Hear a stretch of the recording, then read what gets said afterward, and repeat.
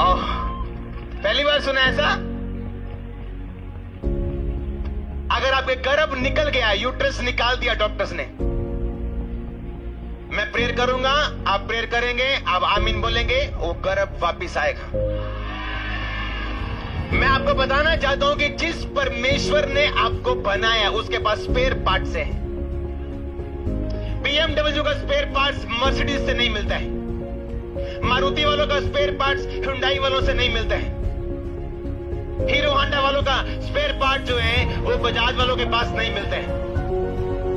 तो आपको जिसने बनाया उसका स्पेयर पार्ट किसी और के पास नहीं है। आपको जिसने बनाया उसका स्पेयर पार्ट उसी के पास है जिसने आपको बनाया, और उसने आपको बनाया तो वो स्पेयर पार्ट्स भी रखता है अपने पास। और आपका आमीन छोटा है।